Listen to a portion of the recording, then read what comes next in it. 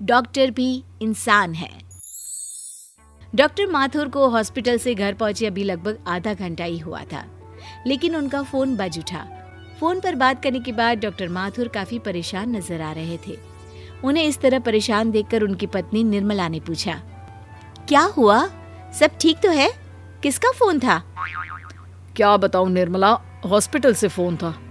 अभी आधा घंटा पहले ही तो ड्यूटी करके आया हूँ, लेकिन नर्स ने बताया कि काफी सारे कोरोना के मरीज हॉस्पिटल में एडमिट हुए हैं, तो मुझे नाइट ड्यूटी पर भी जाना पड़ेगा।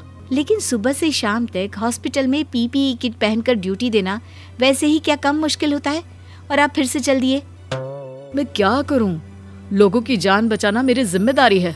अगर मैंने अपना काम करने से मना कर दिया तो मरीजों का, बीमार लोगों का क्या होगा? आप सही कहते हैं, लेकिन मुझे भी तो आपकी हेल्थ की चिंता रहती है ना। तुम ठीक कहती हो निर्मला। मैं सोच रहा था कि हम अपने बच्चों को कुछ दिनों के लिए उनके दादा दादी के पास छोड़ आते हैं। लेकिन क्यों? बच्चों को अपने आप से दूर करने के बारे में क्यों सोच रहे हैं आप? वो इसलिए क्योंकि कोरोना का कहर बढ़ता ही जा रहा है और ये बीमारी काफी घातक हो गई है। मैं भी हॉस्पिटल में ड्यूटी करने जाता हूँ, कहीं ऐसा ना हो कि हमारे बच्चे मेरी वजह से इसकी चपेट में आ जाए। लेकिन हमें अपने बच्चों से दूर रहने की आदत नहीं है, हम उनके बिना कैसे रहेंगे? देखो, कुछ ही दिनों की बात है ना, समझने की कोशिश करो निर्मला। एक डॉक्टर अपनी ड्यूटी से नहीं हट सकता, लेकिन उसे अपने परिवार में कुछ समझौते करने पड़ सकते हैं ना। ठीक है, जैसा आपको सही लगे। मैं कल ही दोनों बच्चों को उनके दादा दादी के पास छोड़कर आ जाऊंगी। अगले दिन जब डॉक्टर माथुर अपनी ड्यूटी खत्म करके घर आए तो बड़े उदास थे। बच्चों के बिना घर बिल्कुल अच्छा नहीं लगता निर्मला। कितनी बड़ी मजबूरी हमारे सामने आ गई है। कोई बात नहीं, कुछ ही दिनों की बात है। बच्चों की तबीयत ठीक रखने के लिए हमें सब करना पड़ रहा है। जैसे ही सब कुछ ठीक हो जाएगा, हम अपने बच्चों को वापस यहाँ ले आएंगे। अगले दिन हॉस्पिटल में डॉक्टर माथुर के दोस्त डॉक्टर संजीव उनसे मिलते हैं और दोनों आपस में बात करते हैं।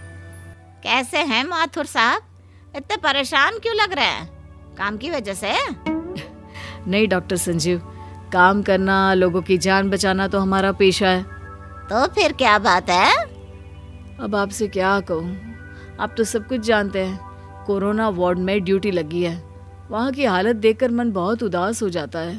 हर दिन किसी का कोई ना कोई अपना मर रहा है। सही कहते हैं आप। जब किसी के फैमिली मेंबर की डेथ हो जाती है तो उसे संभालना बहुत मुश्किल हो जाता है। लोग समझते हैं कि हम डॉक्टर्स के अंदर कोई इमोशंस नहीं होते, लेकिन सच तो यह है कि हमें अपने आंसू छुपाने पड़ते हैं। हाँ, और बस यही मेरी परेशानी की वजह है। कितने महीनों से अपनी भावनाओं को जैसे तैसे काबू में रखने की कोशिश कर रहा हूँ, लेकिन कभी कभार ऐसा हो जाता है, तब मन करता है कि बस जोर जोर से रो लूं। लेकिन क्या करूं, अगर हम डॉक्टर अपने आप को कमजोर दिखाएंगे तो बाकी के लोगों का क्या हाल होगा? आप सही कह रहे हैं डॉक्टर माथुर। हम डॉक्टरों को अपना दिल बहुत मजबूत रखना पड़ता है। और आज मैं इसीलिए परेशान हूँ क्योंकि आज सुबह ही कोरोना की वजह से एक महिला की मौत हो गई, जिसका इलाज मैं कर रहा था। सिर्फ 30 साल की है वो, और उसके छोटे छोटे बच्चे और पति। उनकी हालत देखकर मुझसे देखा नहीं गया। मन बहुत उदास है तब से।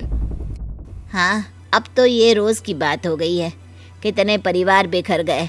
लेकिन अगर हम डॉक्टर हिम्मत हार गए तो कैसे काम चलेगा? उसके बाद डॉक्टर माथुर अपने घर लौट आते हैं। आज तो आपने नाइट ड्यूटी नहीं ली है ना? आज तो आपकी जगह किसी दूसरे डॉक्टर को ड्यूटी मिली होगी। हाँ निर्मला, पूरे 2 महीने के बाद आज मैं हॉस्पिटल में बोलकर आया हूँ कि मुझे नाइट ड्यूटी पर ना बुलाया जाए। बहुत थक गया हूँ, अब तो बिल्कुल काम करने की हिम्मत नहीं बची है। डॉक्टर माथुर रात को सोए हुए थे। कुछ दिन लगातार ड्यूटी करने के बाद वो काफ़ी थकान महसूस कर रहे थे, लेकिन रात के 2 बजे अचानक उनके घर का फ़ोन बज उठा। डॉक्टर माथुर ने फ़ोन उठाया। हेलो, कौन बोल रहा है? उधर से नर्स की आवाज़ आई। डॉक्टर साहब, एक बहुत बड़ी इमरजेंसी है, आपको अभी हॉस्पिटल आना पड़ेगा। लेकिन आज मैं कह कर आया था कि मैं छुट्टी पर हूँ और मुझे नाइट ड्यूटी पर ना बुलाया जाए। डॉक्टर साहब, यहाँ पर एक मरीज भर्ती हुआ है जिसका ऑक्सीजन लेवल काफ़ी लो हो रहा है। अगर हमने जल्दी से उसका इलाज नहीं किया तो वो नहीं बचेगा, और इस वक्त हमारे पास ऑक्सीजन सिलेंडर एक भी नहीं है। ऐसी स्थिति में आप ही कुछ कर सकते हैं। प्लीज जल्दी से हॉस्पिटल आ जाइए डॉक्टर साहब। डॉक्टर माथुर आधी रात में जल्दी से उठकर फटाफट हॉस्पिटल पहुंच जाते हैं। वहां पहुंचकर उन्हें पता चलता है कि एक बेहद गरीब आदमी है और उसे ऑक्सीजन की बहुत जरूरत है। डॉक्टर साहब, ये आदमी बहुत गरीब है, इसके पास बिल्कुल पैसे नहीं है, पर इसकी हालत बहुत खराब है। हमारे पास भी ऑक्सीजन सिलेंडर की कमी है। वहाँ स्टोर में ना एक ऑक्सीजन सिलेंडर बचा हुआ है, जल्दी से वो लेकर आओ और इस आदमी को लगाओ। लेकिन डॉक्टर साहब, इस आदमी के एडमिट होने के कुछ ही मिनट बाद शहर के एक बड़े बिजनेसमैन हैं, उनके घर से फ़ोन आया था। उनकी पत्नी की हालत भी बहुत ख़राब है, इसलिए मैं ये सोच रही थी कि हमें ऑक्सीजन सिलेंडर उनके इलाज में काम में लाना चाहिए। ये कैसी बात कर रही हो? इस आदमी की हालत देखो, किसी भी पल इसकी सांसें टूट सकती है। अभी इसकी जान बचाना हमारी जिम्मेदारी है। और क्या हो गया अगर ये गरीब है तो? क्या हम इसका इलाज नहीं करेंगे? नहीं डॉक्टर साहब, लेकिन वो जो दूसरी पेशेंट है उनका क्या? वो अभी तक हॉस्पिटल पहुंची नहीं है और आपको इस आदमी को अब तक ऑक्सीजन लगा देना चाहिए था। जल्दी कीजिए, दूसरे मरीज को मैं संभालूंगा। कुछ ही देर में जो दूसरी पेशेंट थी वो भी हॉस्पिटल पहुंच जाती है। डॉक्टर माथुर के सामने बहुत बड़ी परेशानी खड़ी हो गई थी। उन्होंने ऑक्सीजन सिलेंडर उस गरीब आदमी को लगा दिया था, लेकिन इस दूसरी मरीज की जान बचाना भी उनकी जिम्मेदारी थी। डॉक्टर माथुर ने कई अस्पतालों में फोन किया और ऑक्सीजन सिलेंडर की व्यवस्था करने की बहुत कोशिश की। आखिर बहुत कोशिश करने के बाद एक हॉस्पिटल से फोन आया। डॉक्टर माथुर, आप अपने पेशेंट को हमारी हॉस्पिटल में ले आइए। यहाँ पर बेड खाली है और ऑक्सीजन सिलेंडर भी है।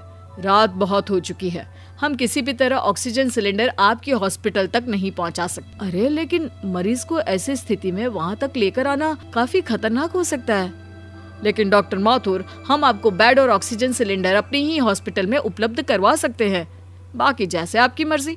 नर्स, जल्दी से उस पेशेंट को एम्बुलेंस में डालिए, मैं उनके साथ जाऊंगा। एक दूसरे अस्पताल में उनके लिए ऑक्सीजन की व्यवस्था हो गई है। जी डॉक्टर साहब, मैं अभी तैयारी करती हूँ। दूसरी जो लेडी पेशेंट थी उनकी हालत बहुत खराब थी, लेकिन डॉक्टर माथुर एम्बुलेंस के अंदर लगातार उसे ठीक रखने की कोशिश कर रहे थे। जैसे तैसे वो उसे दूसरे हॉस्पिटल में लेकर पहुंच जाते हैं और वहां पर ऑक्सीजन मिलने की वजह से उस मरीज की जान बच जाती है। कोरोना के वक्त में डॉक्टरों का हौसला काबिले तारीफ है।